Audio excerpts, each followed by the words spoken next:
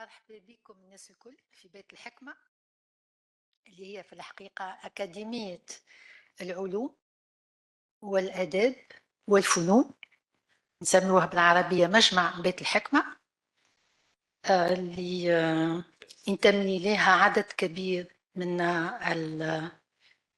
الأساتذة التونسيين والدكاترة وذوي نقولوا الإشعاع الوطني والعالمي.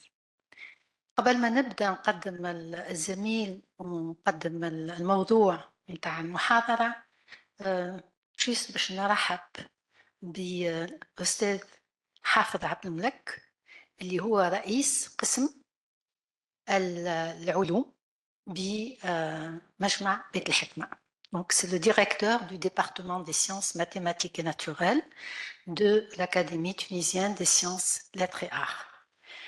هو أصغر مني، هو جا بعدي. مرحبا بيه, mais c'est une personne qui a énormément de qualités scientifiques et humaines. Voilà.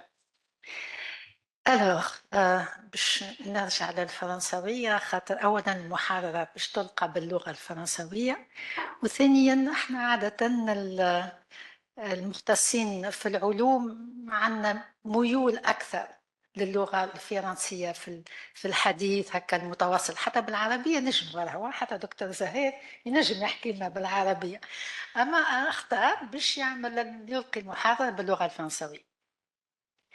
Alors d'abord نرحب بيه، نرحب بالدكتور ماهر زهير اللي باش نقدمه من بعد بصفة أدق في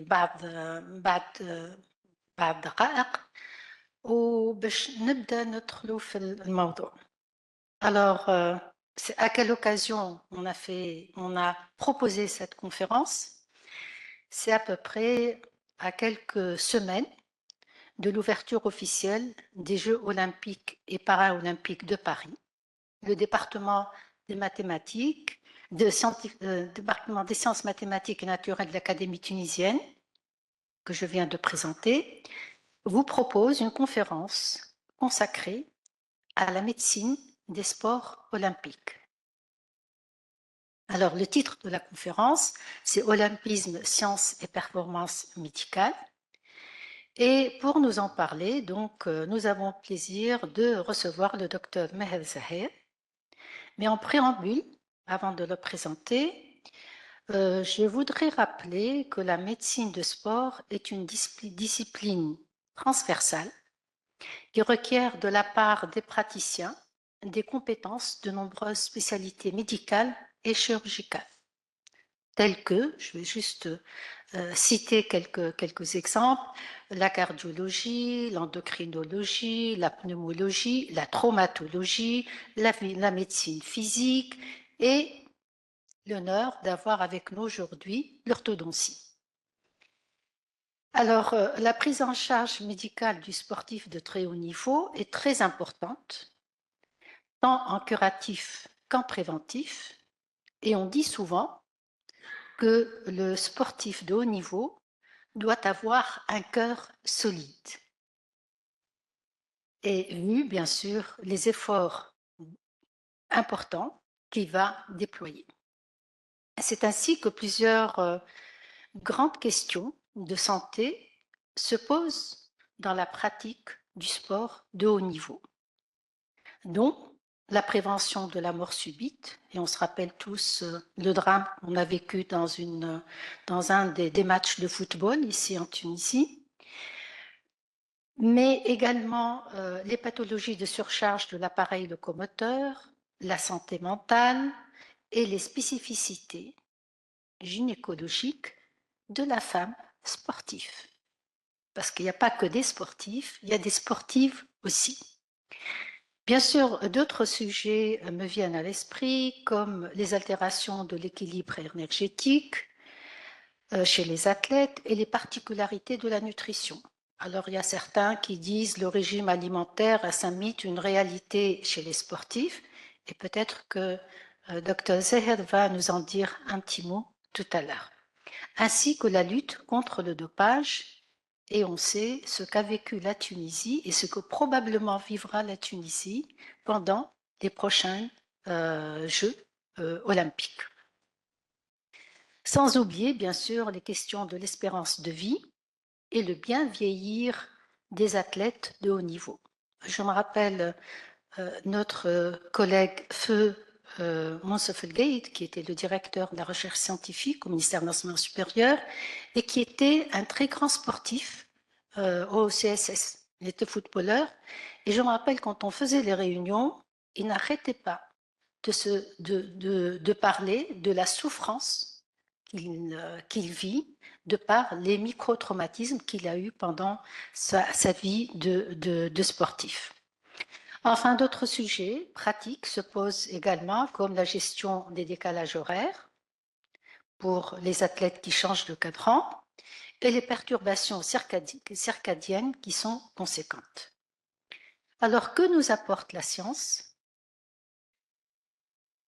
pour les professionnels de la santé pour être performants, tous, y compris les médecins bien sûr, tous les jours un peu plus pour élever le niveau compétitif des athlètes de haut niveau et pour préserver leur santé. Alors sur le plan international, on sait tous qu'il y a un comité olympique international olympique et dans ce comité, il y a un comité médical. Et notre honorable invité fait partie de ce comité médical. Alors, docteur Meher Zahir, que j'ai l'honneur et le plaisir de vous présenter, bon, on a beaucoup qui le connaissent, je le connais aussi, mais il y a des choses que j'ai découvertes, Meher, hein, en lisant ton CV. Alors, d'abord, il est orthodontiste de libre pratique depuis 1995. Et s'il est dans cette fonction, c'est parce qu'il a été diplômé, docteur d'État, en chirurgie dentaire de la faculté d'Alger en 1986. Il a également obtenu le DU d'odontologie du sport à l'université de Lyon en 1995. Il est gradué de la Foundation Tweed aux USA pour la recherche en orthodontie en 1995. Il est membre international de l'Association américaine des orthodontistes depuis 1995 et il a obtenu aux États-Unis 2 diplômes de Harvard Medical School en médias et médecine en 2020 et du certificat de recherche clinique en 2021, tous les deux de la Harvard Medical School. Alors, il a également pratiqué le métier d'enseignant attaché à Lyon de 96 à 99 au DU de dentisterie du sport et également à l'unité de recherche en arthrologie des ATM, des articulations temporaux-mandibulaires de l'Université de Lyon également. Il est attaché actuellement au service de médecine physique et de rééducation de l'hôpital, au Centre national de l'hôpital Mohamed Qassab. Il est attaché au Centre national de la médecine et des sciences du sport pour les deux depuis 2007. Alors, il est également le président fondateur de la Société tunisienne de médecine du sport de 1996 pendant une dizaine d'années jusqu'à 2016. Alors, qu'est-ce que je vais rajouter qu'il est le membre associé étranger à l'Académie française de chirurgie dentaire depuis 2011, qu'il a été élu vice-président de la Fédération internationale de médecine du sport depuis 2022, et comme j'ai dit, qu'il est membre de la commission médicale et scientifique du CIO depuis 2022. Il est président de la Société tunisienne de médecine du sport depuis 2022, et enfin, je pense que c'est un titre honorifique et très important. Il est membre du groupe des experts des Jeux olympiques depuis juillet 2023. Et bien sûr, comme tout scientifique, il est auteur de plusieurs articles dans son domaine. Alors, Dr Meher Zahar, merci d'avoir accepté de nous faire cette conférence. Je vous donne la parole et bonne écoute à tous nos invités. Merci, Dr Habiba. Je voudrais tout d'abord remercier Beit Hakma, notre Académie des sciences et des arts, de m'offrir cette opportunité de m'adresser à vous et de m'adresser sous cette coupole qui a vu beaucoup d'illustres concitoyens exposer leurs travaux, mais qui porte aussi en elle beaucoup de notre histoire. Je pense que en Tunisie, nous sommes riches de notre présent et de notre futur, tout autant que nous sommes riches de notre très très grand passé. Donc c'est un honneur pour moi d'être ici. Merci Saabnak et merci au département des sciences de me donner cette occasion. Cette conférence-là, on a débattu justement de son organisation. Elle vient en fait comme une manière de partager une évolution de pensée qui s'est passée dans le cadre de la prise en charge des athlètes qui participent aux Jeux olympiques. Grosso modo, depuis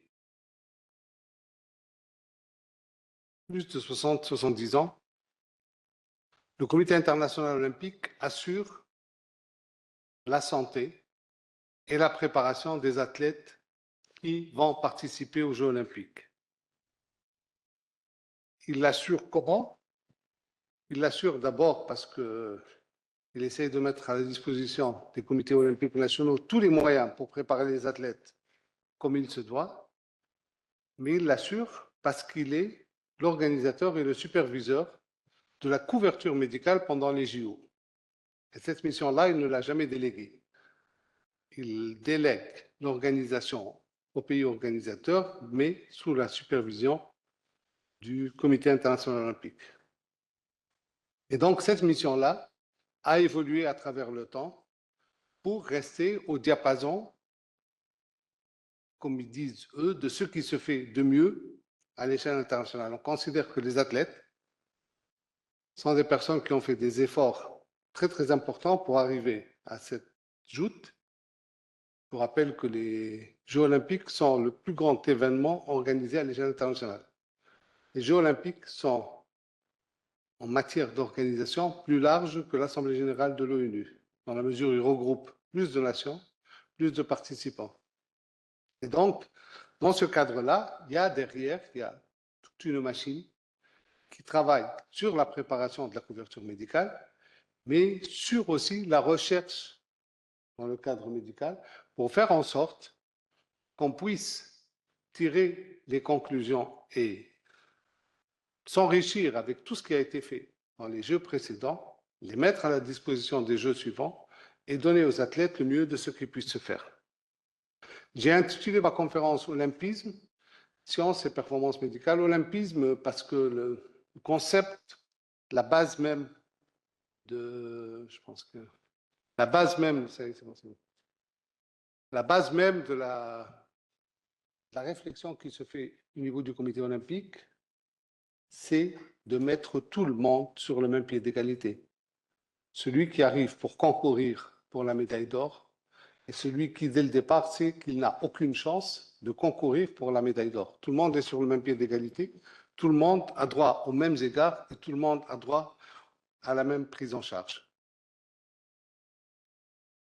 Science, parce que derrière, et c'est des choses que j'ai découvertes petit à petit quand je suis rentré dans ces instances, derrière, il y a une très très grosse machine de science et de recherche médicale.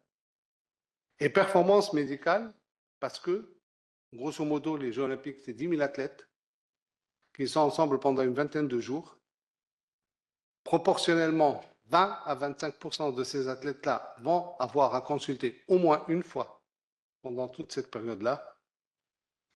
Donc, c'est les pathologies de vie de groupe, c'est les pathologies de sportifs de très très haut niveau et c'est les pathologies aussi de stress, les aspects psychologiques, les aspects mentaux, tout ce qui va avec l'organisation d'une compétition de ce genre. Donc, c'est un peu tout ça que je vais essayer d'exposer. Alors, je pense qu'on va tourner à partir de... Voilà. Alors, On va rentrer dans le vif du sujet. Vous avez devant vous Tiger Woods, Beckham, Ronaldo, et j'en passe. Quel est le point commun entre tous ces athlètes-là? Ils ont tous, à un moment ou à un autre, subi un traitement d'orthodontie pour améliorer leur performance. Et c'est par ça qu'on va commencer. Le sujet étant de vous exposer un peu ce que l'odontologie peut apporter à la performance. Et donc, tous ces athlètes-là ont à un moment ou à un autre porté des appareils d'orthodontie pour améliorer leur performance. Et la chirurgie dentaire fait partie de la prise en charge de l'encadrement médical lors des JO depuis à peu près 1920, donc depuis un siècle. Alors qu'il y a beaucoup de personnes qui se posent aujourd'hui la question de savoir à quoi ça sert d'aller se soigner les dents pour aller courir un 100 mètres. Ben non, ça fait un siècle que les gens ont commencé à se soigner les dents pour aller courir un 100 mètres et pour prétendre gagner un 100 mètres. Alors vous avez devant vous une timeline.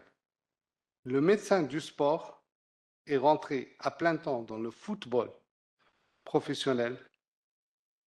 Grosso modo, en Angleterre, on parle à partir des années 2000.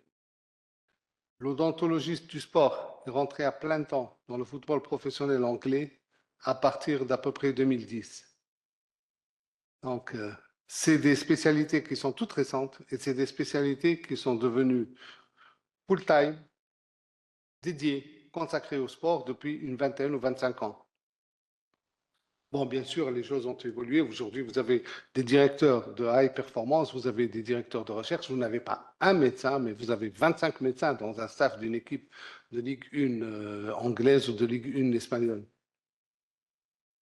Et derrière, il y a les instances internationales qui ont créé leur propre structure. Il faut savoir que les structures de médecine du sport n'ont pas été créées en même temps que la prise en charge médicale des athlètes. On a commencé à prendre médicalement les athlètes en charge, ceux qui participent aux Jeux olympiques, très très tôt pendant les Jeux olympiques. Je pense que le grand changement s'est passé lors des Jeux de Berlin en 1936. Et pourtant, le CIO n'avait pas de commission médicale. La commission médicale du CIO, la première, a été nommée en 1967. Et elle a été nommée parce qu'il y a eu 2 décès en cyclisme, un premier décès dans une compétition et un décès lors du Tour de France, où dans les 2 cas de figure, on a soupçonné du dopage. Et le CIO a dit qu'il faut mettre à la disposition du CIO une commission d'experts qui puisse nous renseigner sur ces dossiers. Et cette commission-là était à ce moment-là une émanation de la Fédération internationale de la médecine du sport. Jusqu'en 1967, la Fédération internationale de la médecine du sport jouait le rôle de fédération internationale telle que celle du handball, du football et ainsi de suite, en tant qu'expertise médicale lors des événements organisés par le CIO. Et ce n'est qu'au moment où ils ont été confrontés au décès et à la perte de la vie qu'ils ont demandé à la Fédération internationale de déléguer un groupe de personnes qui vont avoir la charge de suivre le médical. Et 2 faits importants, c'est la première commission statutaire au niveau du CIO, et ça a été la seule qui a eu l'habilitation de pouvoir retirer une médaille. Alors que normalement, les mondes sportifs et les mondes scientifiques étaient chacun de son côté. Donc, il y a eu aussi en même temps la création de la Fédération internationale de la médecine du sport, qui, elle, s'est chargée du volet scientifique de la médecine du sport. Elle a été le pourvoyeur de travaux, de projets de recherche, d'études pour le CIO. C'est elle qui est, jusqu'à aujourd'hui, joue ce rôle-là, qui est l'institution qui chapeaute la partie scientifique de la pratique de la médecine du sport. Et là, je vous rejoins à 100%, Madame Charbonnet. S'il y a un seul qualificatif pour définir la médecine du sport, c'est le transversal. C'est l'une des spécialités aujourd'hui qui est le plus transversale et qui touche à plusieurs autres spécialités. Donc, et cette synergie-là a permis l'avancement de la médecine du sport pendant toutes ces années.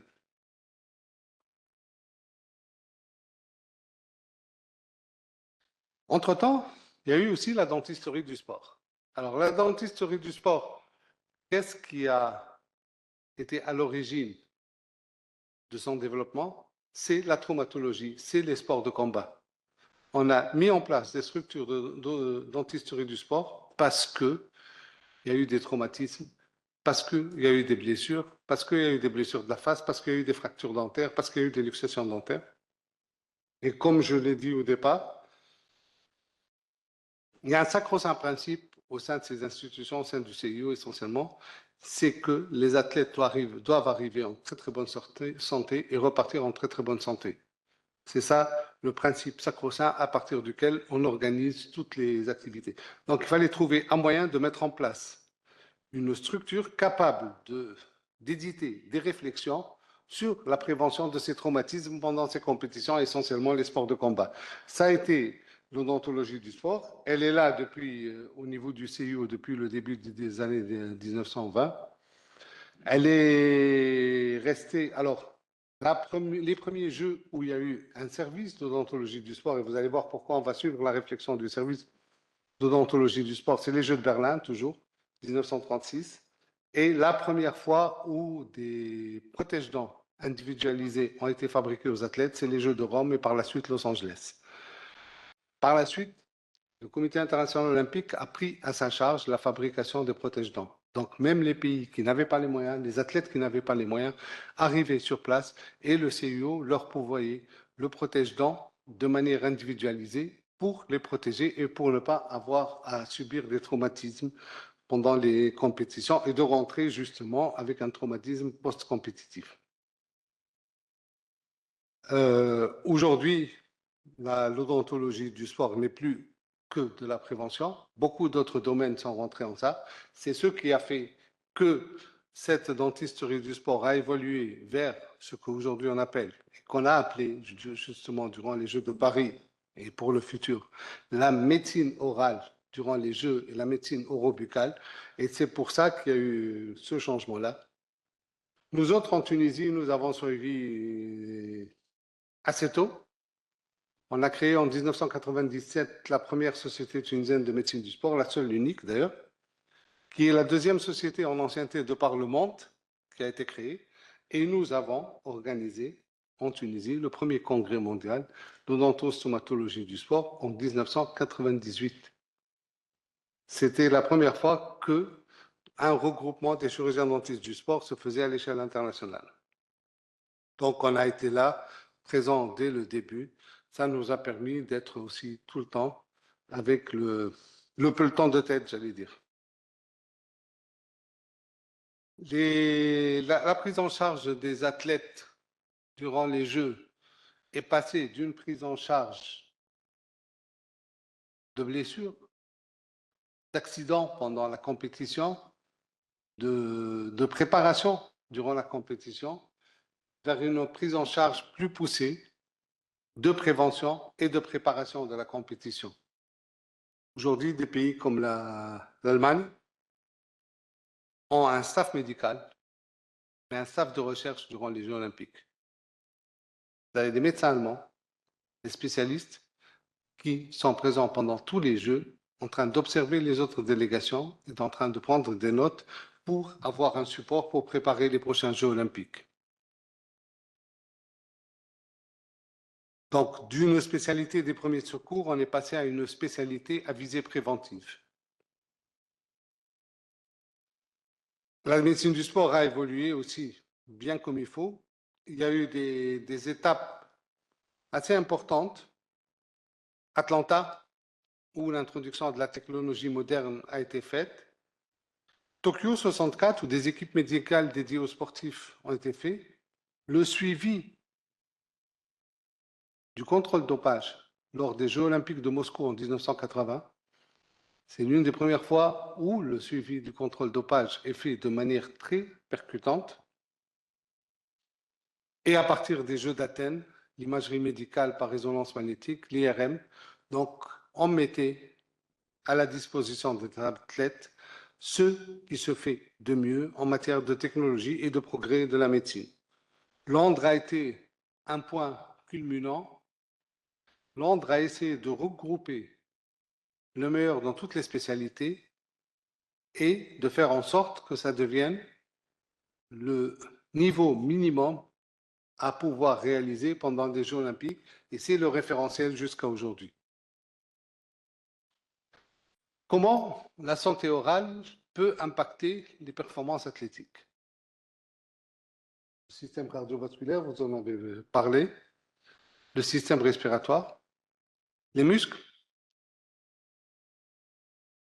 Je pense que la médecine des muscles est aujourd'hui en train de profiter des progrès de la médecine du sport.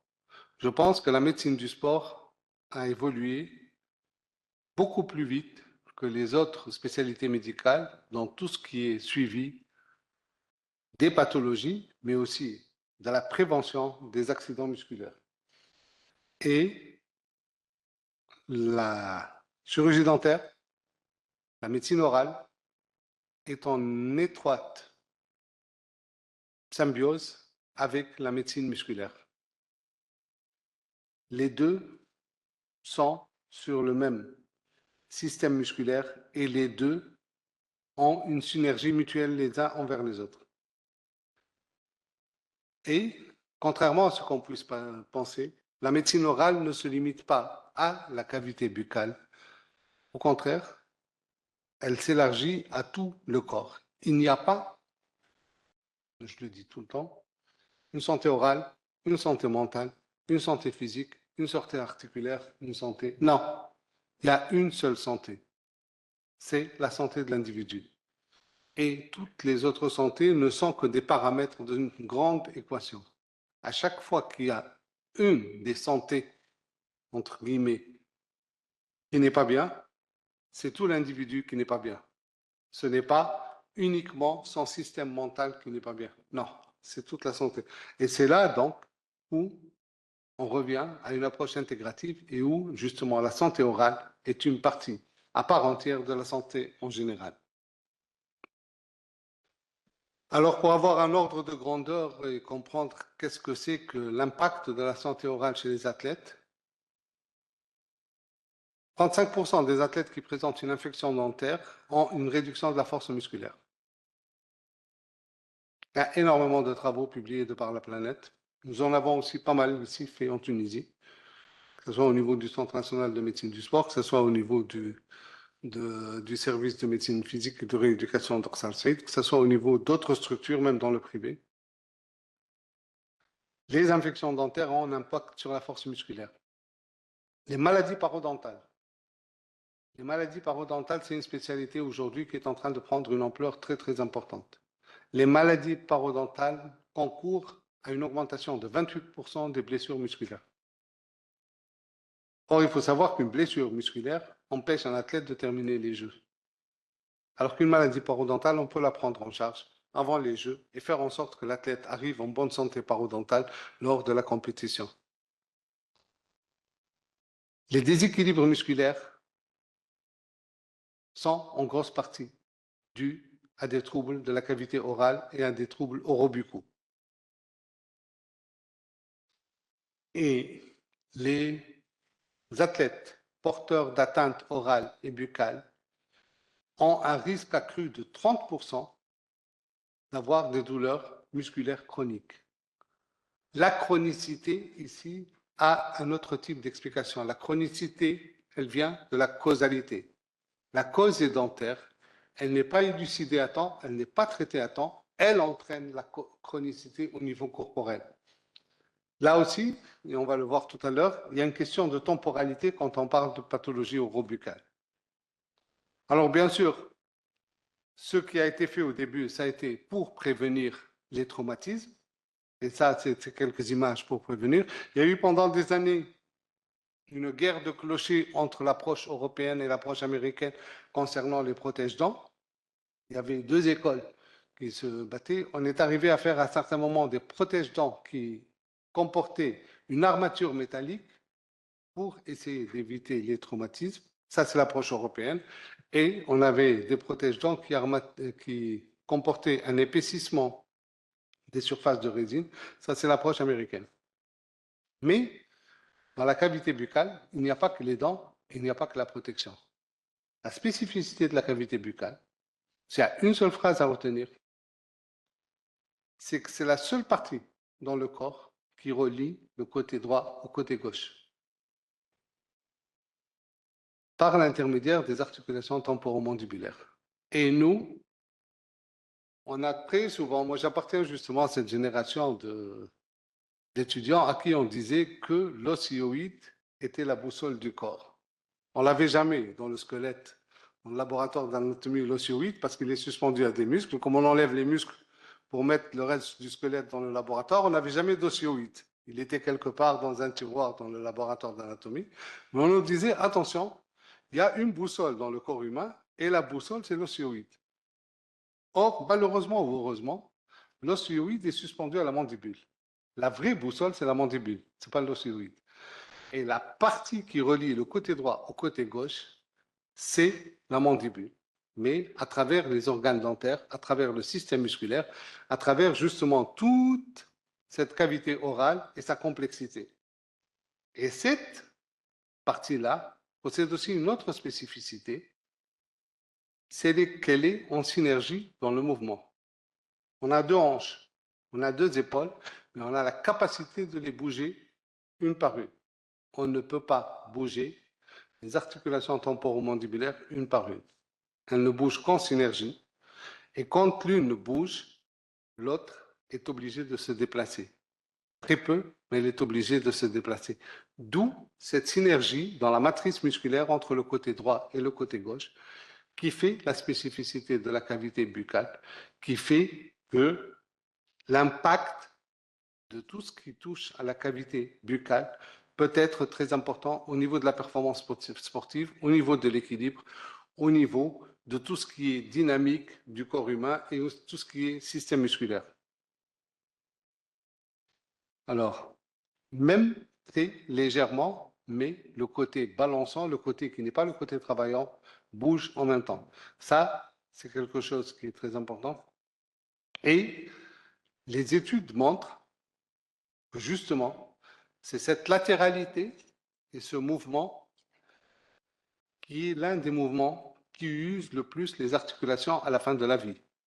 Des examens d'autopsie de personnes décédées ont montré qu'il y avait tout le temps au niveau des condyles mandibulaires des surfaces qui sont touchées et c'est essentiellement les surfaces de latéralité. La cheville, on peut bouger une seule cheville. C'est un organe de latéralité, la cheville. Mais pour bouger, quand on bouge la mandibule, on bouge les deux côtés et la cheville suivra automatiquement. Pareil pour les épaules, pareil pour les hanches. C'est le seul organe qui relie le côté droit au côté gauche, avec des sensibilités qui sont très différentes d'un individu à l'autre. Alors sachez qu'on peut avoir des individus qui ont une sensibilité de 5 centièmes de millimètre, donc je sais que vous me suivez.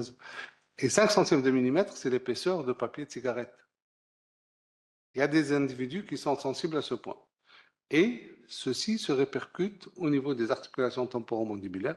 Et l'articulation temporomandibulaire, dans sa globalité, est sous la dépendance du système musculaire. Qu'est-ce que peuvent faire les articulations temporomandibulaires comme type de pathologie? Vous avez devant vous un listing de pathologies, il n'est pas complet. Avant d'aller faire des semelles, faites vérifier vos dents. Des fois, avant de faire des lunettes, faites vérifier vos dents et votre occlusion. Quand on évalue un système musculaire, regardez si vous n'êtes pas en face d'une cause dentaire, mais qui n'a pas été évaluée. J'ai vu deux très grands athlètes de chez nous hier. Le monde du sport est un monde de la mode. Il y a de grosses modes en ce moment. La grosse mode chez les sportifs tunisiens, c'est de faire une évaluation d'isocinétisme. Je ne sais pas pourquoi, mais les modes, personne ne sait pourquoi elles s'installent. Le premier m'a dit hier matin, je vais aller faire un isocinétisme. J'ai dit, OK, pas de problème. C'est son choix. Le médecin, généralement, n'intervient pas dans le choix du patient. Le deuxième, l'après-midi, me redit la même chose. Je dis, c'est pas possible, il y a quelque chose. Je dis, qu'est-ce que tu vas faire? Qui c'est qui va l'interpréter? Non, mais parce que tous, dans le groupe, on a fait de l'évaluation d'isocinétisme. Je dis, malheureusement, il y a un autre copain à toi qui m'a dit ce matin, mais les deux, vous êtes devant une pathologie qui n'a rien à voir avec l'évaluation que vous allez faire. Elle ne va rien vous apporter. Qui c'est qui va vous les interpréter? Personne. Pourtant, l'isocinétisme et l'évaluation isocinétique peut être sous l'influence de l'occlusion dentaire et des articulations temporomandibulaires. Donc, tout ce qui est évaluation musculaire, plantaire, il faut avoir une vue d'ensemble et il faut pouvoir relier les résultats des examens avec l'état clinique du patient et les possibilités qu'il y a chez le patient. L'autre point très important pour lequel je voulais parler, le monde du football. Dans le monde du sport, il y a le football et il y a le sport. C'est deux choses complètement différentes. Moi, j'ai toujours dit de manière un tout petit peu satirique, mais c'est ce que je pense profondément. Le football est une religion. Le reste, c'est du sport. C'est deux choses qui sont complètement... Et c'est là que les plus grands progrès de la médecine du sport sont tout de suite transférés en actes et en réalisation sur le terrain. Parce que les moyens existent, parce que les enjeux sont très très importants aujourd'hui. Alors là, les enjeux sont énormes, ils sont sportifs, mais ils sont économiques, et parce que les athlètes sont prédisposés. Parce qu'aujourd'hui, l'écrémage qui se fait au niveau du très très haut niveau de football est tel que vous avez en face de vous des athlètes qui sont disposés et à aller à leur limite au niveau de la préparation de l'entraînement du match, mais aussi à subir toutes sortes d'artifices, j'allais dire médicales, qui pourraient améliorer leur performance. Et parmi ce qui est fait, il y a les gouttières d'équilibration, les gouttières orthodontiques. Pour vous donner un ordre de grandeur, sur les 22 joueurs à ce moment-là, c'était 22, c'était pas 23, qui ont participé à la Coupe du Monde 98 et qui ont remporté la Coupe du Monde 98 avec la France, 17 portaient des gouttières. Et y compris les meilleurs d'entre eux qui ont été meilleurs joueurs d'Europe. Et là, vous voyez Ronaldo qui assume complètement son protège-dents. D'ailleurs, jusqu'à maintenant en Arabie Saoudite, ce que lui appelle son protège-dents, mais qui est sa gouttière. D'autres joueurs aussi ont eu droit au même type d'appareillage. Vous avez là un prototype de gouttière. Alors là, on passe de l'odontologie du sport qui était à visée préventive à une odontologie du sport qui est plutôt à visée d'amélioration de la performance. Donc, on met en place des artifices qui vont améliorer la capacité de recrutement musculaire, la capacité d'amélioration de la performance musculaire. Suivant différents types, cela m'avait permis à un certain moment d'introduire le concept de dentisterie du football. Le football aujourd'hui est vraiment à la pointe de ce qui se fait en médecine du sport. On fait aujourd'hui la différence entre les joueurs qui jouent dans les postes d'arrière, les joueurs qui jouent dans les postes d'attaquants. La prise en charge de leur appui plantaire n'est plus du tout la même. Les joueurs qui sont dans des postes d'attaquants veulent presque concourir avec des chaussettes parce qu'ils veulent être les plus légers pour pouvoir avoir des pointes de vitesse. Les joueurs qui sont des joueurs qui sont plus endurants. Alors, en similitude, d'un point de vue scientifique, les joueurs qui jouent en poste d'arrière sont plus susceptibles aux caries dentaires, alors que les joueurs qui jouent en poste d'attaquant sont plus susceptibles aux maladies de l'équilibre musculaire. Et c'est deux. Donc, le médecin de l'équipe, c'est pourquoi il y a plusieurs médecins et un staff médical sont obligés de tenir compte de ces spécificités dans leur prise en charge des équipes. Alors que vous voyez bien que la dentisterie du sport intervient beaucoup dans la médecine du sport, mais pas uniquement la dentisterie. Donc, pas uniquement la médecine de l'organe dentaire. C'est plutôt la médecine orale, la médecine orobuccale qui intervient au niveau de la médecine du sport. Ça pose des interrogations.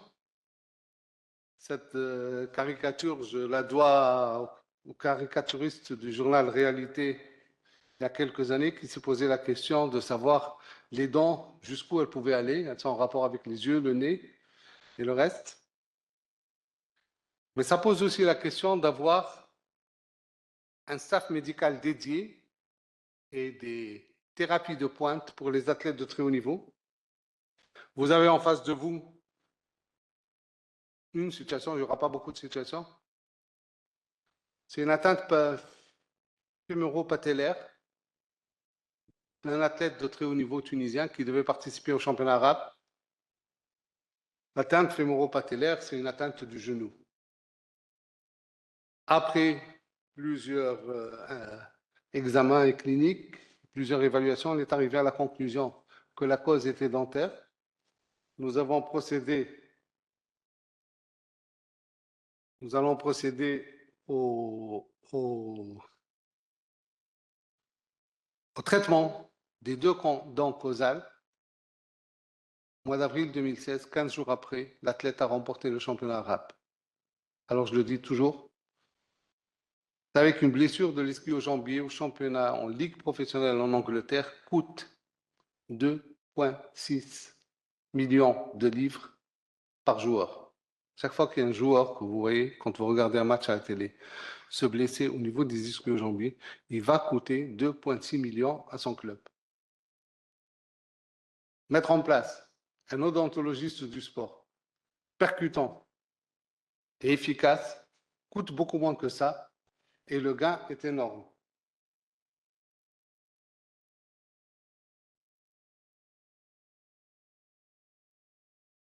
Alors, il y a une autre approche et d'autres méthodes thérapeutiques utilisées en dentisterie du sport. L'orthodontie. L'orthodontie est la thérapeutique qui se rapporte à l'alignement des dents. Au départ, dans une visée esthétique.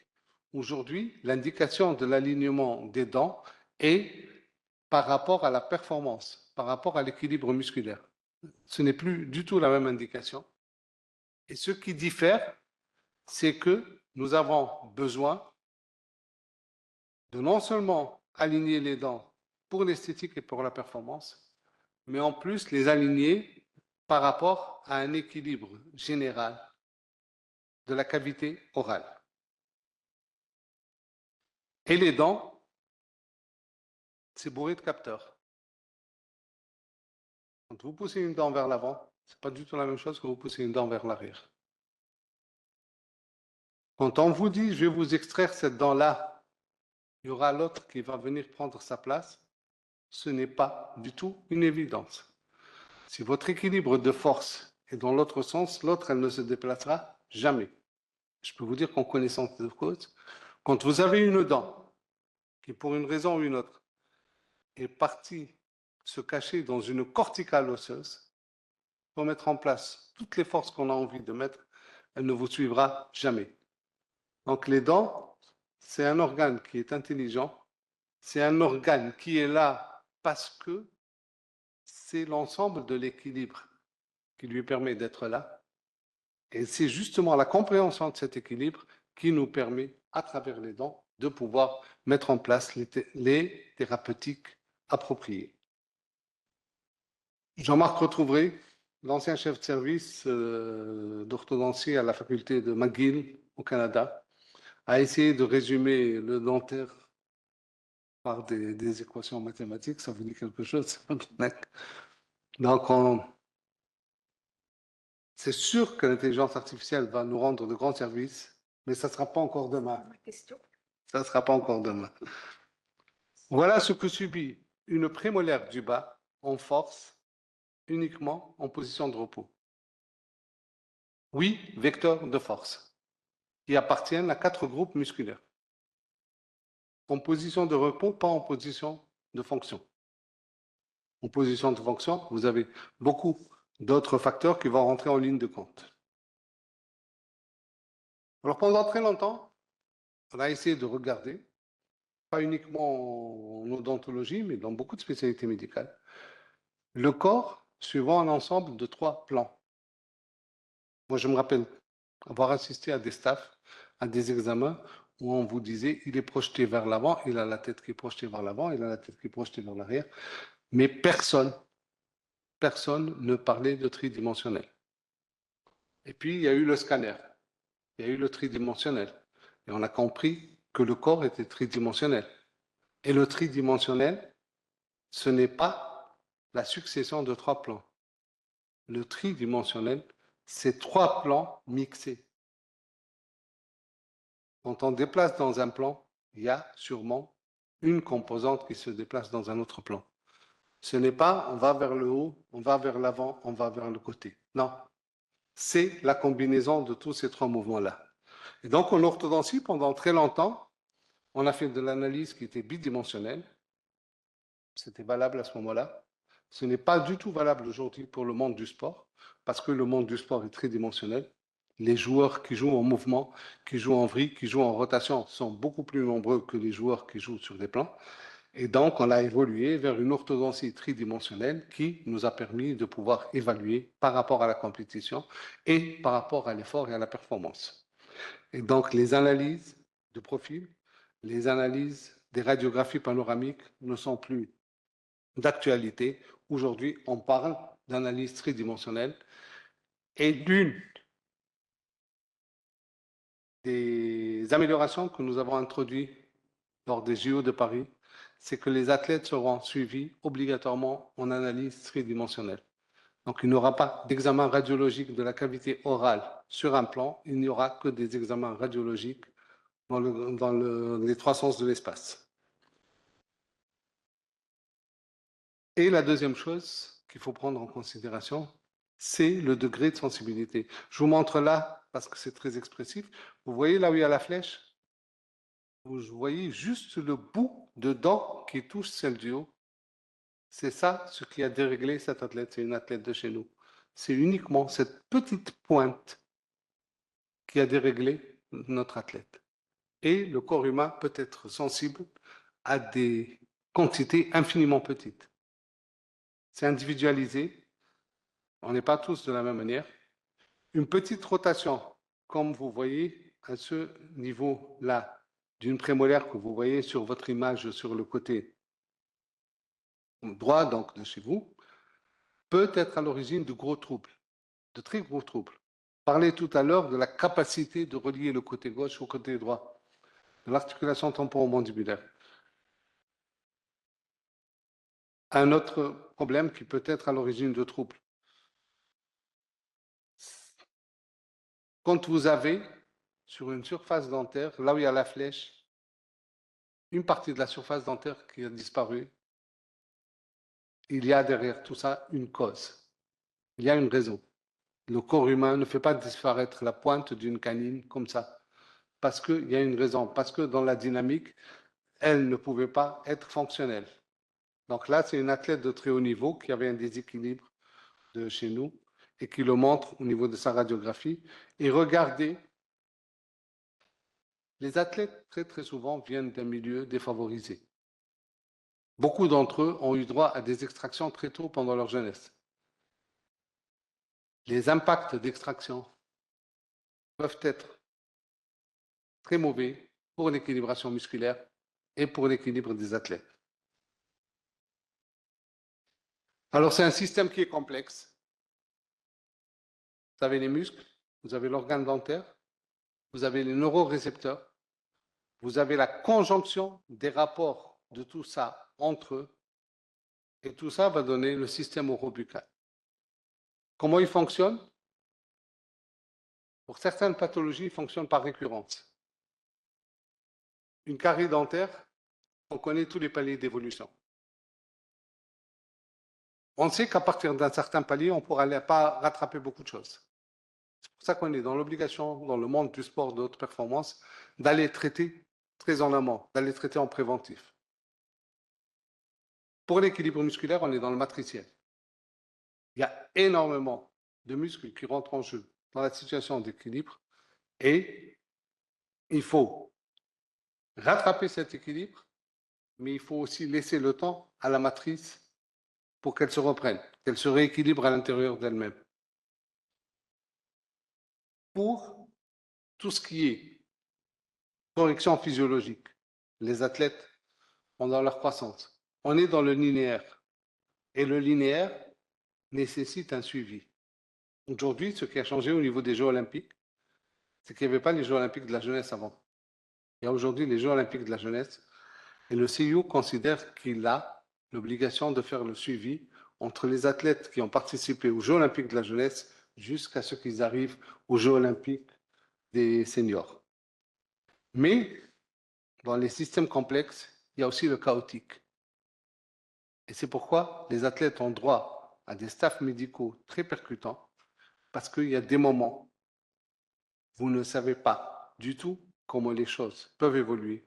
En 3 jours, vous perdez un équilibre musculaire, vous perdez cette capacité de concentration qu'avait le joueur quand il était sur le terrain, vous perdez cette capacité d'assimilation qu'il avait et vous vous retrouvez devant quelque chose. Allez, on parle de maladie professionnelle là, parce que ces joueurs-là, très souvent, ils sont sous contrat professionnel. Vous êtes en face de quelqu'un qui n'est plus en aptitude d'assurer son métier, mais qui, en même temps, vous demande de l'aide. Et c'est là où l'approche est complètement différente et les systèmes chaotiques n'ont pas, si vous voulez, de définition de leur progression et de leur implémentation. Donc, c'est tous ces systèmes qu'il faut prendre en considération quand on parle justement d'une médecine qui est transversale et ne jamais perdre de vue les signaux faibles, des moindres appels.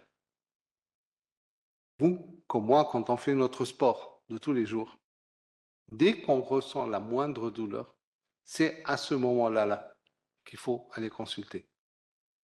Ce n'est pas parce que c'est une douleur qui n'est pas importante, elle va passer. Je pense que si je m'arrête 2 jours, il n'y aura plus de problème. Non. Elle peut se compliquer très facilement. Alors, entre autres, les médecins et les chirurgiens dentistes sont chargés ensemble de prévenir les blessures musculaires qui ont le coût le plus élevé en matière de santé des athlètes. Non seulement les prévenir, mais aussi faire en sorte qu'elles ne récidivent pas. Et bien sûr, quand il y a une très très belle synergie, on peut avoir de très très beaux résultats. Septembre 2020, une de nos plus belles athlètes, un petit problème. Vous le voyez sur l'image qui est en haut à droite de votre écran. La dent du haut est en arrière par rapport à la dent du bas. Tout petit problème. Énormément de blessures musculaires. On corrige ce problème. Juin 2021, vice-champion du monde et championne d'Afrique. C'est à ce moment-là qu'on peut parler de médecine de performance et c'est à ce moment-là qu'on peut parler d'une synergie positive et bénéfique dans la santé des athlètes. Une autre image très expressive, tunisienne, très grande athlète aussi. La première image en haut à gauche est l'empreinte de ses pieds. Celle du milieu est l'empreinte de ses pieds juste après la correction d'une dent. Celle qui est à côté est l'empreinte de ses pieds après la correction de 2 dents. Celle du bas, quand toutes les corrections dentaires ont été faites. Quand vous donnez à un entraîneur, un athlète qui a le centre géométrique au même endroit que le centre physiologique, vous lui donnez du pain béni, normalement avec ça il peut sortir un champion. Bon, là on a affaire à un champion. Isocinétisme, regardez les ratios en rouge en bas, regardez les mêmes ratios après qu'on ait juste traité une carie dentaire. 40% de gains musculaires dans la même journée.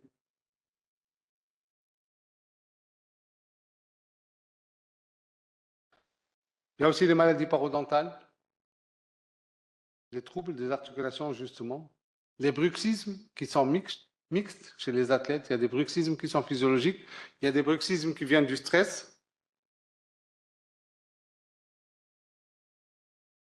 La propagation de l'inflammation, la cavité buccale est un des supports qui propagent le plus l'inflammation sur le corps et l'adaptation musculaire.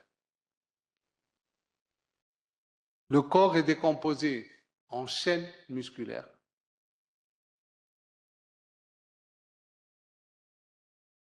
Ça aussi, c'est l'un des nœuds de ma conférence. Il faut arrêter de penser en muscles individualisés. Ça n'existe nulle part. Les muscles ne sont qu'une entité à l'intérieur d'un système global. Quand un muscle se déplace, c'est toute une chaîne qui, derrière, va faire son adaptabilité. Et à partir de là, on comprend beaucoup plus vite et beaucoup mieux la propagation de l'atteinte, mais aussi le temps de récupération, le temps de traitement. Parce qu'on va aller traiter le muscle incriminé, mais il faudra laisser le temps au reste de la chaîne pour pouvoir cicatriser. Et l'être humain, s'il se distingue par quelque chose, c'est sa verticalité. Et travailler sur la verticalité dans le domaine du sport est quelque chose qui est très, très important. D'où l'approche de Vertical First, qui fait que on doit essayer de faire en sorte de mettre en place et de remettre la verticalité de l'individu dans les meilleurs délais pour lui donner justement le temps de enlever toutes ces compensations. Quelque chose d'autre qui est très spécifique à l'individu, c'est la neuroplasticité. Le voisinage, j'allais dire, entre guillemets, des aires cérébrales fait que une pathologie de la cavité orale peut se traduire par une autre pathologie du corps dans sa globalité. Et c'est là où c'est très très beau et c'est très très important. Et c'est d'autant plus visible chez les athlètes parce qu'ils ont cette capacité-là d'être très proches de leur corps dans sa globalité. Parce qu'ils ont cette capacité-là d'avoir du sensoriel corporel qui est très pointu.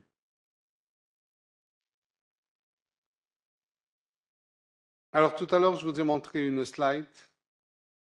Je vous montre une deuxième slide. Quel est le point commun entre tous ces athlètes-là? Là, on est revenu en Tunisie. On n'est plus à l'étranger.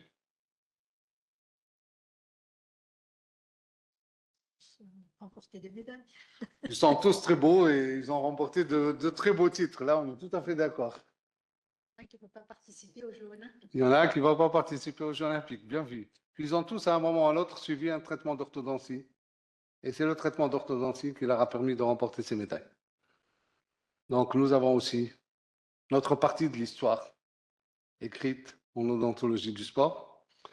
Donc, ce que nous avons voulu faire et l'empreinte que nous avons voulu donner à ces Jeux olympiques, c'est de passer d'un département de dentisterie du sport à un département de santé orale. Ça a mis du temps pour être accepté, ça a été accepté. Donc pour la première fois à l'échelle internationale, vous allez avoir, durant les Jeux olympiques, un département de santé orale.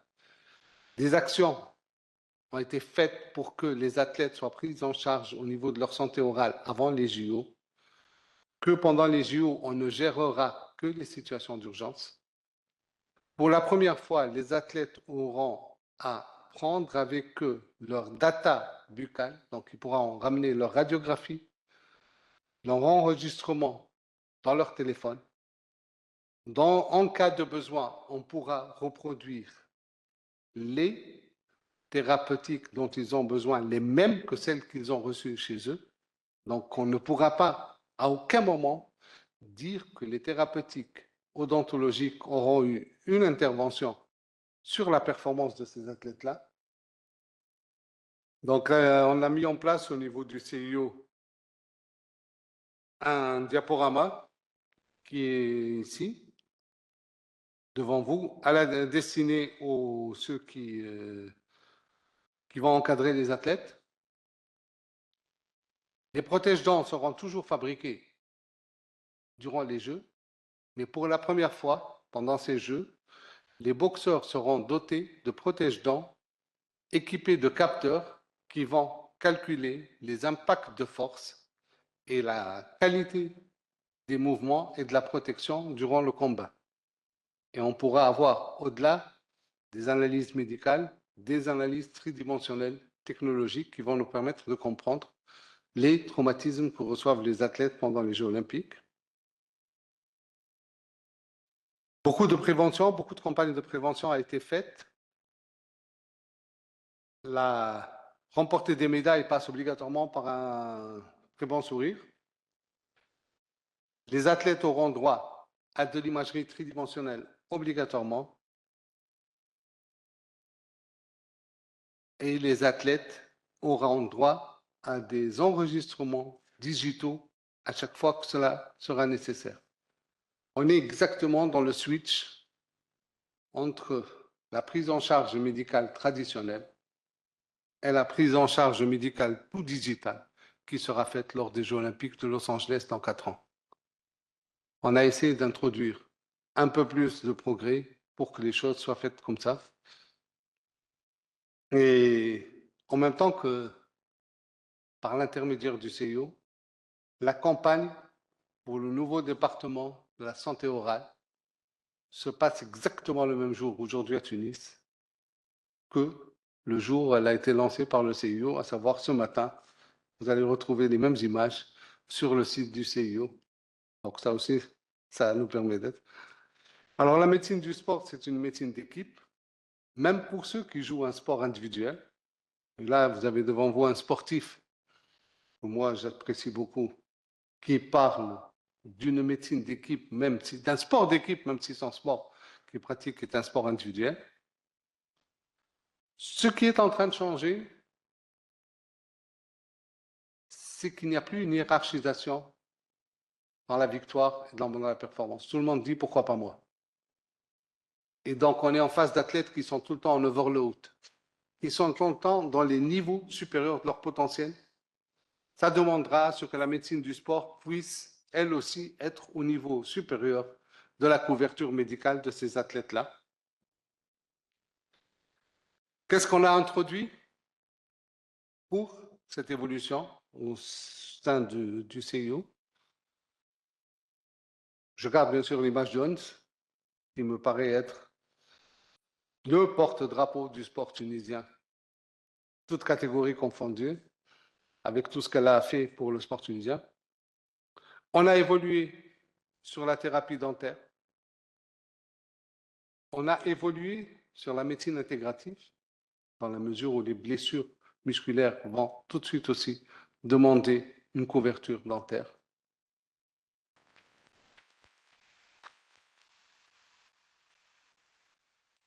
Merci beaucoup, Dr Zahid, pour cette magnifique présentation. J'ai encore appris des choses, parce que je connaissais déjà certaines choses de par une expérience personnelle. Pas la mienne, mais une expérience personnelle. Et tout ce que vous disiez sur les dents et les problèmes de l'équilibre des articulations, mon fils les avait vécus à un certain âge. Et je me rappelle que je l'avais bombardé de je ne sais combien de rayons X pour les explorations, jusqu'à ce qu'un jour, on soit tombé sur un dentiste qui lui a dit « Ton problème, c'est des articulations temporaux-mandibulaires. » Et là, tout a changé. Voilà. Merci encore. Alors, je vais donner d'abord la parole à Sihab, s'il a des remarques à faire. Ensuite, bien sûr, au public. Je remercie Dr Zahar pour cette excellente conférence. Nous avons appris beaucoup de choses. Et je remercie par la même occasion le professeur Mohamed qui a proposé cette problématique originale qui cadre avec l'événement de l'année 2024, les Jeux olympiques à Paris. Donc, il y a beaucoup de choses à dire, à discuter sur un plan purement clinique, mais il y a des problématiques de recherche. Donc, moi, en tant que physiologiste, on a vécu et on a fait beaucoup d'expériences sur l'exercice, l'adaptation cardiaque, respiratoire. À un moment donné, on est passé par l'étude du système nerveux. Maintenant, la cavité buccale. Donc, cette cavité buccale, bien sûr, il y a plusieurs composantes musculaires, nerveuses, articulaires, etc. Et on a organisé pas mal de conférences ici avec le Hekma sur l'harmonie du vivant. Donc, on voit ici que la latéralité ou la latéralisation, comme on dit en biologie, chaque asymétrie, chaque disharmonie pourrait avoir un impact. Et Dr Zahar, il a bien expliqué l'impact et je pense c'est quelque chose de très important à développer sur un plan purement clinique et développer des thématiques de recherche en Tunisie. Donc, je vais passer la parole à professeur Bouhamed qui va bien sûr animer la discussion. Prendre les questions. Alors, juste parce que Meher a dit Chabouni, toi tu as dit Mohamed, je suis professeur Habiba Mohamed Chabouni. Voilà, c'est la même personne, hein. Ce ne sont pas des personnes différentes.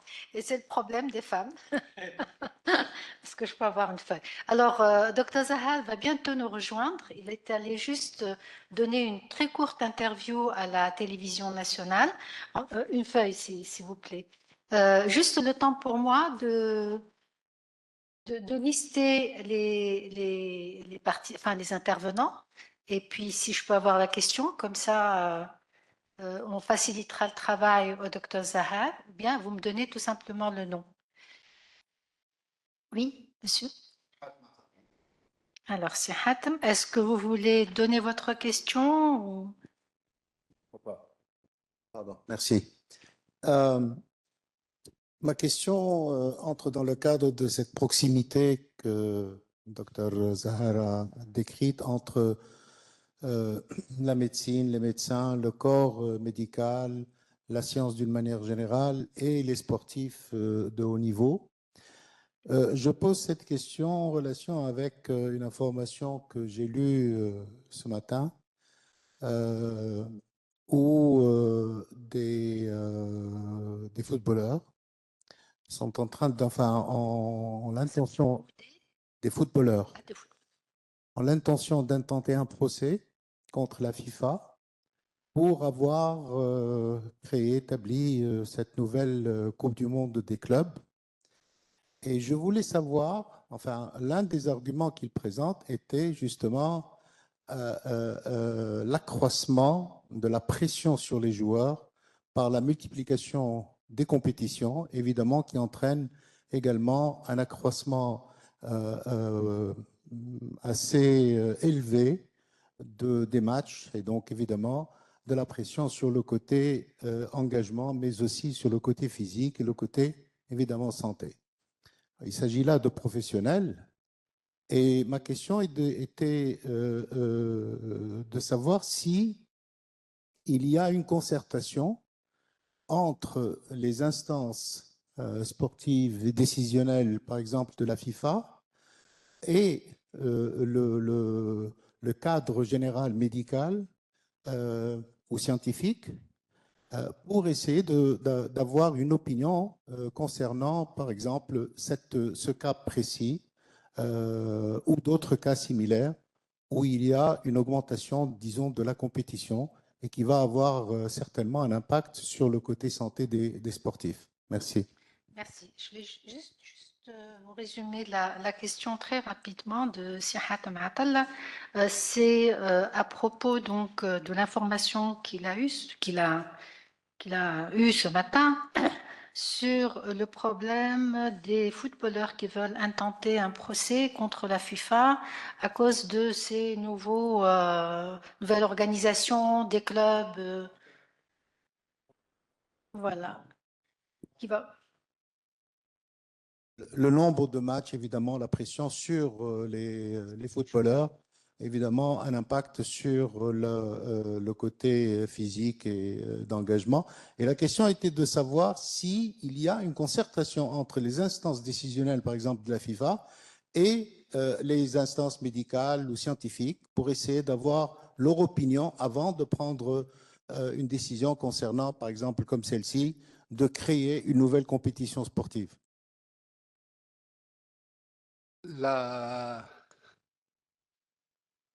En l'occurrence, à la Coupe du monde des clubs, il n'y a pas eu de concertation avec les instances internationales de médecine du sport concernant cela.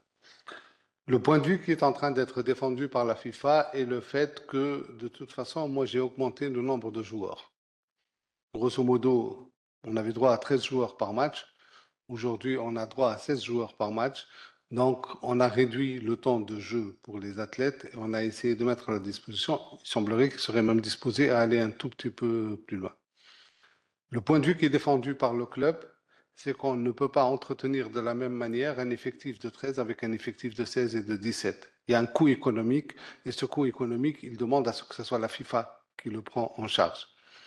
Reste que derrière ce que nous sommes en train de voir d'un point de vue médical et sur lequel il y a eu d'ailleurs une publication de consensus du CIO, c'est comme je l'ai dit tout à l'heure, il y a des athlètes qui sont en overload, qui sont sur des niveaux d'exploitation corporelle et physique qui sont à la limite supérieure et pour lesquels on a mis en place un consensus concernant les déficits énergétiques qui peuvent se passer en cours de compétition ou durant la compétition et sur lequel on a créé une publication scientifique pour dire que, attention, on commence à avoir ce type de cas-là plus souvent que ce qu'on avait auparavant et c'est à prendre en considération. Ok, alors, oui. Madame Zine. Bonjour, marhaba bik.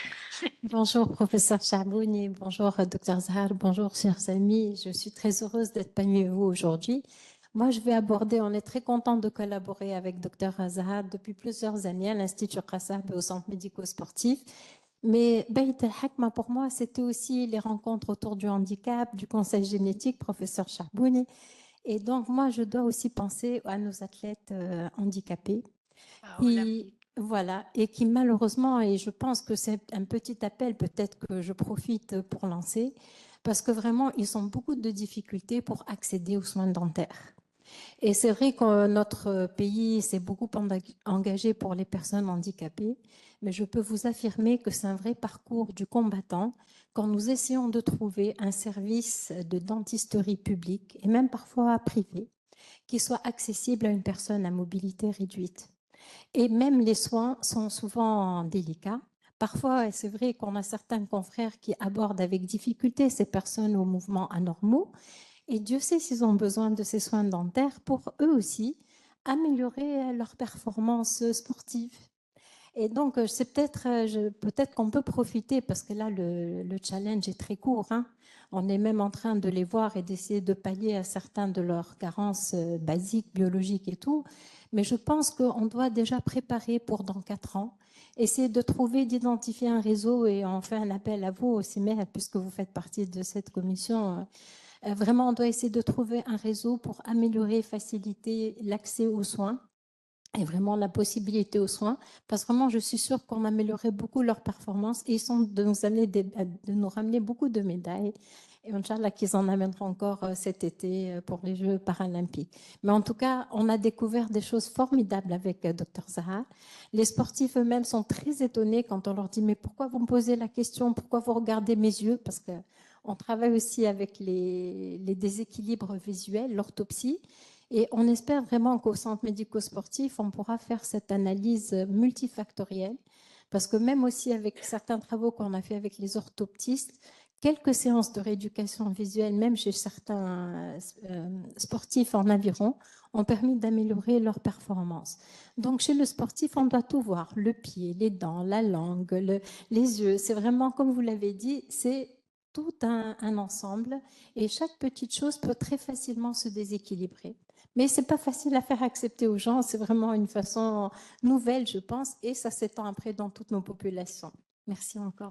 Merci beaucoup, Dr Ziri, et puis bravo pour tout le travail que vous faites, parce que c'est vrai que c'est pas évident, et surtout pour les personnes handicapées.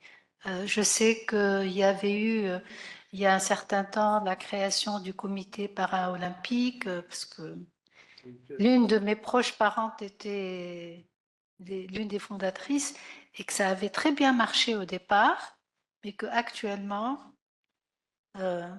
apparemment, c'est pas encore en train. Ça marche bien, c'est bien.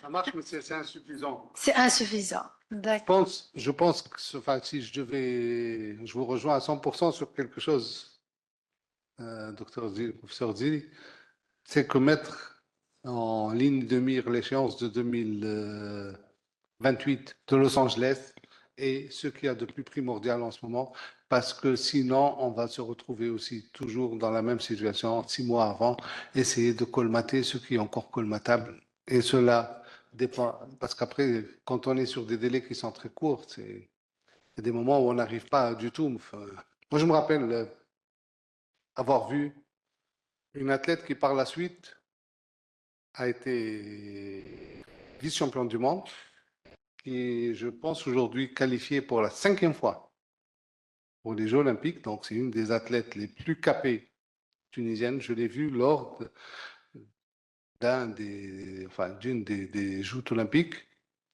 la veille de sa compétition. Elle avait besoin de prise en charge simples, réalisables, mais qui n'ont pas été faites à temps. Donc, mettre en ligne de mire les Jeux Olympiques de Los Angeles, je pense que c'est la décision la plus sage qu'on devrait prendre pour pouvoir essayer de faire de notre mieux pour les futurs Jeux Olympiques. Il y a d'autres questions? Je vois une main à gauche. Est-ce qu'il y a d'autres questions? Si on peut...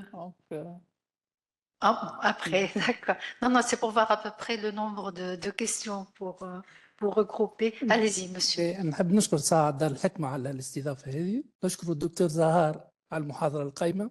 C'était pertinent. Ma question est que en Tunisie, on prépare les Jeux Olympiques, c'est-à-dire par période. On ne fait pas de préparation cycle olympique. Et c'est ce qui manque pour les athlètes au très haut niveau en Tunisie afin d'accéder à une meilleure prise en charge et avoir la meilleure performance. Ma question se pose à Dr Zahar, quand est-ce qu'on verra cette coordination entre le comité olympique, centre national, ministère de la Santé et les fédérations, et éventuellement pour établir une certaine relation entre ces entités et avoir cette préparation par cycle olympique.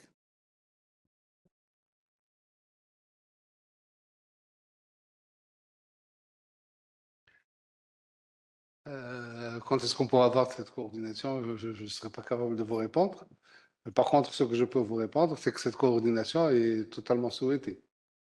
Il est préférable de l'avoir le plus tôt possible. Je ne pense pas que toutes les structures que vous avez nommées, il y en ait une qui ne soit pas favorable à une synergie des efforts pour pouvoir aller vers l'avant. Moi, ce que je peux prendre aujourd'hui comme engagement, c'est que la Société tunisienne de médecine du sport est disposée à arbitrer ce débat-là et à le recevoir en son sein pour mettre en place un programme pour 2028. Donc le reste, c'est une invitation qui est lancée aujourd'hui solennellement. On va la concrétiser par des écrits tout de suite après les JO de Paris et pourquoi pas. On ira dans ce sens-là, on creusera dans votre sens.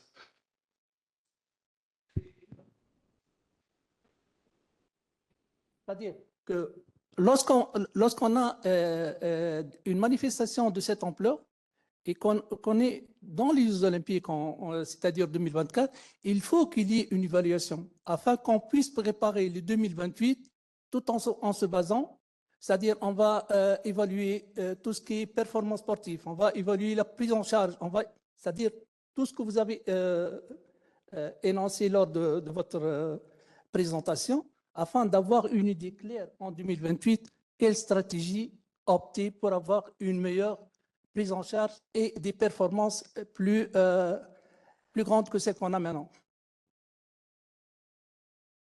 D'accord, oui. Espérons alors. La Société tunisienne de médecine du sport lancera ses invitations. D'accord. C'est Hatem Atala. Vous voulez avoir un nouveau? Merci. Encore une fois, vraiment félicitations pour cet exposé. En fait, connaissant Dr Zahar, je ne m'attendais pas à autre chose. J'aimerais bien profiter justement de sa présence pour lui poser une question. Dans l'une de ses toutes premières diapositives, il avait parlé, ou du moins j'ai lu, technologie wearable. Est-ce que vous pouvez nous en dire un peu plus? Il semble être peut-être quelque chose qui s'inscrit dans le futur ou l'avenir du sport.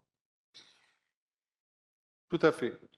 Les technologies portées, les wearables, aujourd'hui, font partie de l'arsenal qui est entre les mains des praticiens pour pouvoir évoluer l'athlète durant l'exercice, d'une part, mais pour pouvoir aussi évaluer les constantes de l'athlète, les composantes de l'athlète, le comportement tridimensionnel de l'athlète. Enfin, il y a énormément de technologies qui sont mises en place aujourd'hui et d'ailleurs qui sont utilisées beaucoup dans le cadre de la préparation des grands événements sportifs tels que les Jeux olympiques.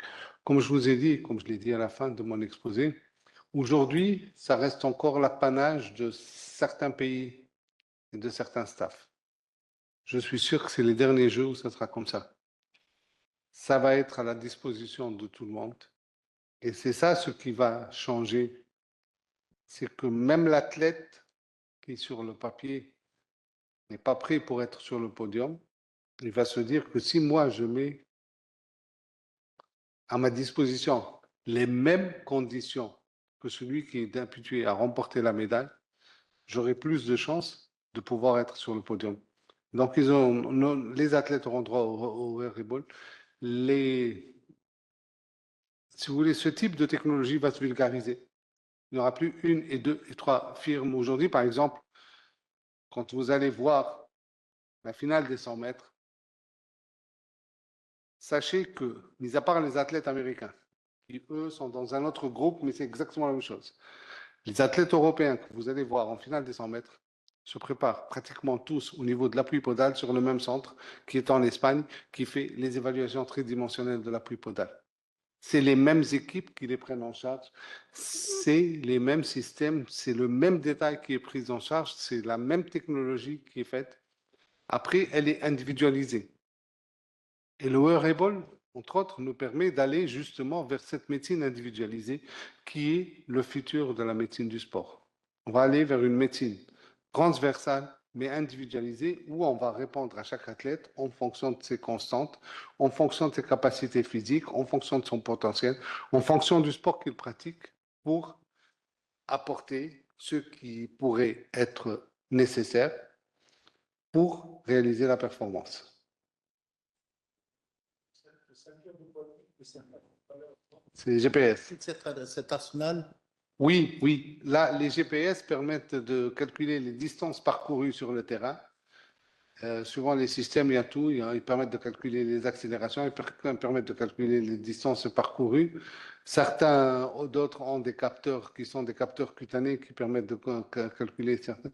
Mais ça donne aussi, si vous voulez, une image du rendement de l'athlète sur le terrain et combien il est en train de faire, qu'est-ce qu'il est en train. Parce qu'un athlète, surtout en sport collectif, c'est pas linéaire. Il ne vous fait pas 14 km par match systématiquement pour tous les matchs. Il passe par une période de baisse de forme, il ne va faire que 11 km, mais ça ne se voit pas parce que c'est pendant cette période-là, c'est son copain qui est à côté de lui, qui est en meilleure forme, qui va prendre un peu plus de balles que lui. Alors, il y a même plus que ça parce qu'il y a aujourd'hui l'analyse de l'image. Il y a des sociétés spécialisées. Je prends le cas de qui est connu, d'ailleurs, qui est publié. Le PSG achète les analyses individualisées actuellement de tous les matchs du championnat de France. Le match coûte 850 000 €. Vous avez les analyses de 30 paramètres par joueur sur les 10 derniers matchs qu'il a pratiqués. Donc, vous savez qu'un tel, il ne contrôle généralement qu'avec le pied droit. Et quand il contrôle avec le pied droit, généralement, il fait une course de 1,22 m par la suite. Donc, en face de ça, les entraîneurs ont le moyen de mettre en place la technique appropriée pour le match qu'ils vont jouer. C'est une société américaine qui fait ça, qui s'est implantée en Europe, là, je pense qu'elle est à sa 3e année, et qui a justement, ça, entre autres, sa clientèle, les grandes équipes européennes. Si, est-ce qu'il y a une autre question? Je vois deux mains levées, deux dames. Oui, oui, on vous donne le micro, madame. Ensuite, madame. Je voudrais remercier Meher pour cette brillante conférence. Je sais que c'est quelqu'un de très convaincu de ce qu'il vient de dire. Nous venons d'apprendre beaucoup de choses parce qu'il il nous en a toujours parlé depuis de nombreuses années. Mais la médecine et la science avancent et donc on apprend de plus en plus. Sauf que pour avoir été un petit peu imbibé directement par l'intermédiaire de mon mari du monde sportif, je trouve que c'est un sujet de sensibilisation par excellence. Là, les cas que tu viens de présenter sont des sportifs qui sont arrivés déjà à un certain niveau. On découvre ces problèmes de dentition ou ces problèmes moraux quand ils arrivent à un certain niveau de leur carrière sportive. Alors que je pense que c'est des problèmes qui devraient être déjà vus et revus à leur jeune âge. Ma question, est-ce que les responsables sportifs au sein des fédérations, est-ce que les entraîneurs, est-ce que les médecins sportifs des clubs de jeunes sont suffisamment sensibilisés à ces problèmes pour qu'on n'arrive pas après, à des problèmes chroniques de blessures musculaires, etc. Merci. Oui, je vous rejoins à 100%.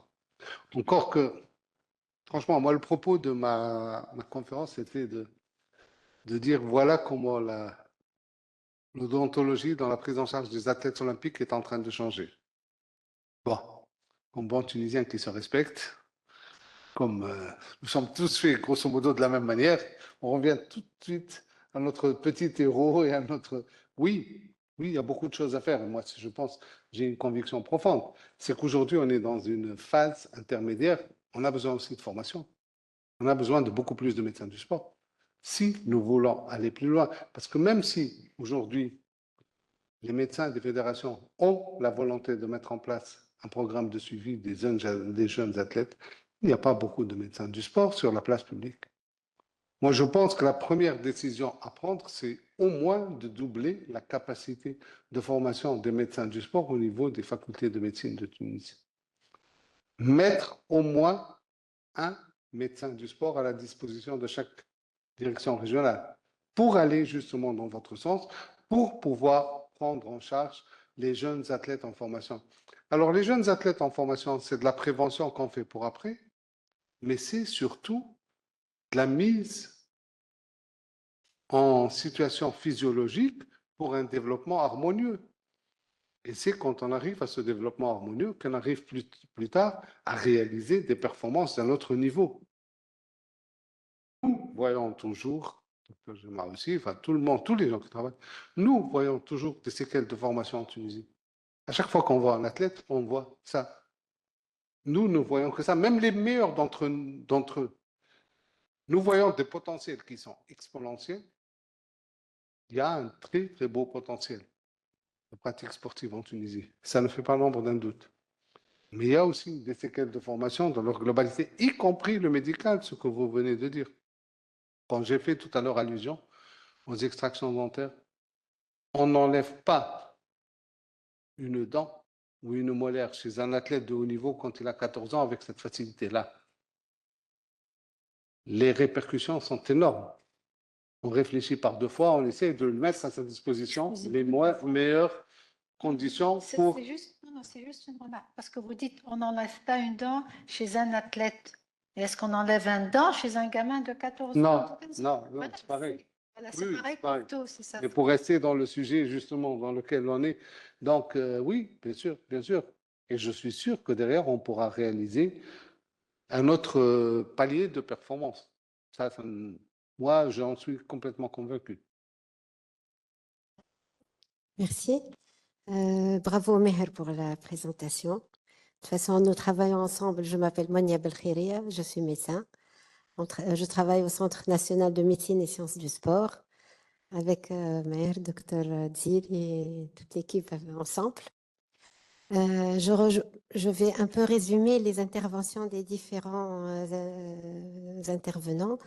Quand Dr Kahwish a dit il faut rassembler tous les partenaires dans le sport, moi je dirais que le maillon demandeur de services, c'est les fédérations. Il faut qu'ils soient vraiment convaincus et ils tiennent à faire ce soin. Il faut qu'ils soient convaincus de l'intérêt de cette odontostomatologie dans la performance et qu'il faut qu'ils fassent, eux, appel à cette science pour évoluer. Parce qu'on a beau développer la science au profit du monde sportif, mais s'ils ne sont pas demandeurs ou nous voyons dans le centre plusieurs essais qui sont inachevés, nous essayons d'entamer des corrections posturologiques ou dentostomatologiques et tout, ils n'achèvent pas, ils finissent pas, ils n'aboutissent pas. Peut-être c'est un problème de coût, peut-être il faut penser à, je ne sais pas, avec la tutelle, une formule de prise en charge pour les soins préventifs avec les assurances, parce que si on ne fait pas appel à la science par le demandeur de service, on ne pourra jamais l'appliquer. Donc, j'appelle à ce que tout le monde réfléchisse comment fermer cette boucle qui est ouverte depuis tellement longtemps. La science, elle existe, les services à fournir existent, mais le demandeur hésite. Il ne peut pas y aller, même pour l'élite. Certains y accèdent, ceux qui évoluent dans un environnement financier à l'aise, aisé. Ils avancent et ils terminent leur processus de correction, disons, posturo-odonto-stomatologique. Ceux qui n'ont pas assez de moyens ou leur politique ne les oriente pas vers ce genre de dépenses, ils vont préférer faire des stages à l'étranger que dépenser de l'argent pour corriger tel ou tel sportif. Et merci.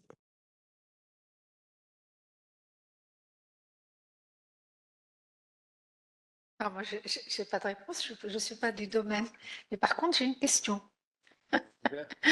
Alors, parce qu'à propos de l'intelligence artificielle, vous aviez l'air de dire tout à l'heure que, bon, peut-être que ça viendra un jour. Mais au contraire, l'intelligence artificielle, je pense qu'elle est largement utilisée dans la médecine du sport, non? Oui. Largement, à mon avis. Les capteurs dont vous avez parlé dentaires, l'analyse des données des mouvements, des joueurs dont vous avez parlé, tout ça, je pense que ça doit normalement faire avancer énormément, non seulement l'analyse des données, bien sûr, ça va faire évoluer et la performance des athlètes, mais aussi beaucoup la prévention des accidents et des complications donc, qui peuvent survenir pendant les compétitions.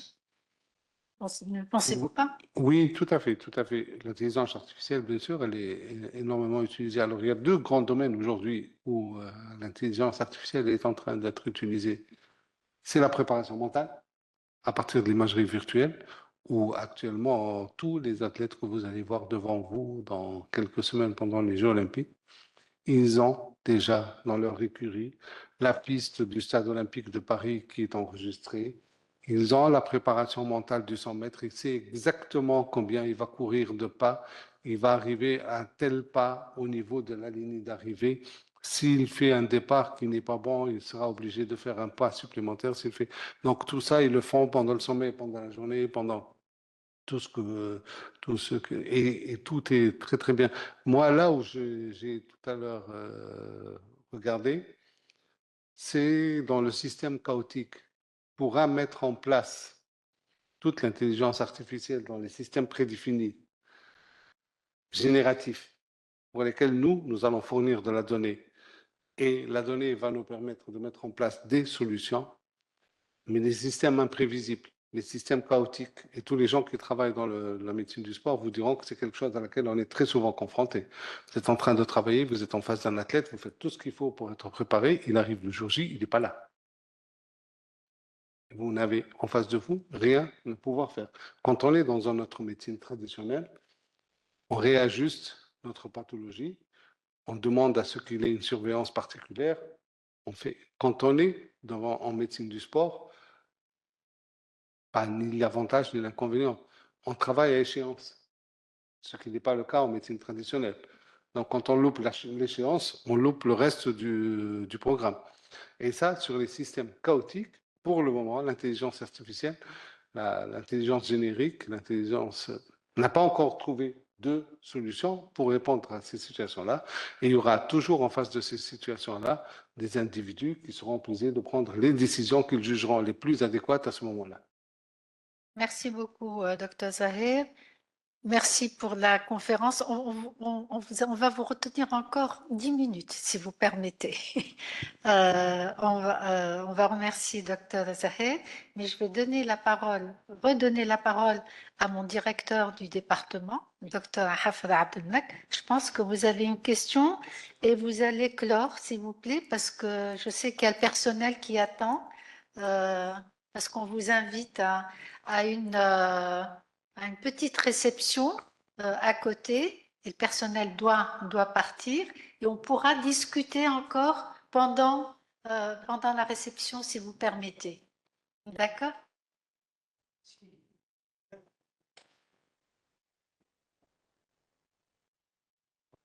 Est présent ou il n'est pas. Parce que la thématique développée aujourd'hui est une thématique qui nécessite une synergie entre plusieurs parties. Or, moi, je constate implicitement, parce que je n'ai pas vu l'autorité de tutelle intervenir pour, vous l'avez fait, mais oui, mais de façon très peu, je ne veux pas qualifier votre intervention, mais je considère que l'autorité de tutelle doit être beaucoup plus présente. Et pour nous dire surtout quel est le budget que vous mettez en place pour justement mettre en œuvre cette thématique-là, l'importance de mettre en œuvre ce qu'il faut pour que justement l'orthodontie prenne sa place dans l'olympisme et dans le sport en général. Excusez-moi, ce n'est pas pour défendre les officiels, mais c'est une conférence scientifique. Donc, on donnera sûrement la parole ensuite. Ouais. Oui, merci. Oui, absolument, c'est partout. C'est partout. C'est toujours le savoir devance l'action et devance la politique. Alors, si vous pouvez répondre succinctement, sans vous sentir... Pas du tout, pas du tout. Je vais répondre rapidement. Donc, je me présente, je suis enseignante universitaire, je suis stapsiste, mais actuellement, je fais partie du cabinet du ministre. Et voilà, une autre casquette jeunesse et sport. Et sport, hein, voilà. Et aussi, je suis responsable du bureau de la préparation olympique. Et donc, une autre casquette actuellement aussi, donc je représente aussi une fédération qui est la Fédération tunisienne de natation. Donc, je peux même parler au nom des fédérations. Je peux répondre à Dr Belkhiri, elle était médecin de fédération aussi. Donc, Dr Zahar, vous pouvez témoigner aussi de la collaboration entre le ministère et la Société de la médecine du sport d'une, et aussi avec le Centre de la médecine du sport, et le travail qui a déjà démarré cette année et la stratégie qui a été déjà mise en place. C'est vrai qu'à chaque fois, on démarre tard. J'aimerais bien que juste après les Jeux, là, on lance les projets qu'on en a déjà démarré et discuté. C'est vrai qu'il n'y a pas beaucoup de budget mis à la disposition des fédérations par rapport à... à quelqu'un, je dois téléphoner et appeler le directeur général des sports pour qu'il nous dise le budget. Et le budget, il y a un budget pour les fédérations, pour les élites, il y a un budget pour la formation, il y a plusieurs titres. Ok, il y a Ouais. ça. Okay, voilà, bon. donc sinon, juste une question, Dr Zahar. On est à J- quelques jours des Jeux. On a cette chance d'avoir un Tunisien, la commission de la médecine du sport Radika. Comment on peut tirer profit? Je vais essayer d'être selfish. J'ai une délégation avec moi. On a jusqu'à aujourd'hui 25 sportifs qualifiés. Donc, qu'est-ce qu'on peut faire les quelques jours à travers, bien sûr, le centre de la médecine du sport ou des guidelines pour les sportifs? On essaie d'animer les quelques jours et demain. On ne va pas sauver le problème. Merci, parce qu'il y a des gens qui veulent. Oui. Bon, on peut dire que on collabore pour la prise en charge de certains athlètes. Moi, je pense, très, très franchement, sur ce qui peut se faire aujourd'hui, sauf imprévu d'ici les Jeux Olympiques, et on sera là pour pallier à tout ce qui va se présenter devant nous. On a déjà fait ce qu'on pouvait faire, malheureusement tardivement, et pas tout ce qu'on pouvait faire parce que certains athlètes ne se trouvent pas en Tunisie. Et la Société tunisienne de médecine du sport, elle a essayé d'apporter son aide scientifique aux athlètes qui partent à partir des moyens que nous avons à notre disposition. Donc, on continuera comme ça, sur cette lancée-là. Mais je pense que si entre nous, et je l'ai dit tout à l'heure, parce qu'en fait, de compte, l'objet de la conférence, n'était pas à 100% ça, mais si entre nous, on prend l'engagement de commencer tout de suite après les Jeux pour regarder Los Angeles, on aura déjà fait un très, très grand pas. C'est ça ce qui me paraît être plus important. Là, on est sur des délais qui sont très, très courts. Ok. Mais on est là. Merci. Donc, une question vraiment rapide, je ne vais pas m'étaler, et en 30 secondes, on va essayer de clôturer cette session. Est-ce que le stress chronique intervient dans ces ruptures d'harmonie dans un système complexe comme la cavité buccale? Parce qu'après, il y a la somatotopie, et je ne vais pas rentrer dans la composante nerveuse, mais est-ce que le stress chronique chez les athlètes de très haut niveau pourrait expliquer un peu ces asymétries au niveau de la cavité buccale? Tout intervient, c'est Abdelak. Tout intervient. Et le psychologique. L'intervention du psychologique dans la cavité buccale est juste exceptionnelle. Et encore plus sur les athlètes de très haut niveau. C'est pour ça que d'ailleurs on a affaire à des systèmes qui sont de type système chaotique, parce que rien n'est prévisible. Rien n'est prévisible. Et c'est pour ça aussi que on met à la disposition de ces athlètes un concours psychologique, un encadrement de communication, un encadrement technique, une prise en charge. Ce n'est pas pour rien qu'on fait tout ça. C'est parce que c'est nécessaire et ils ont besoin de tout ça. Merci. Donc, au nom du département des sciences mathématiques et naturelles, on remercie Dr Zahar pour cette excellente conférence qui nous a permis de voir le sport et les performances sportives autrement. Et je remercie par la même occasion notre collègue professeur Bouhad et tous les participants. Et on vous invite à une pause café. Fadlan.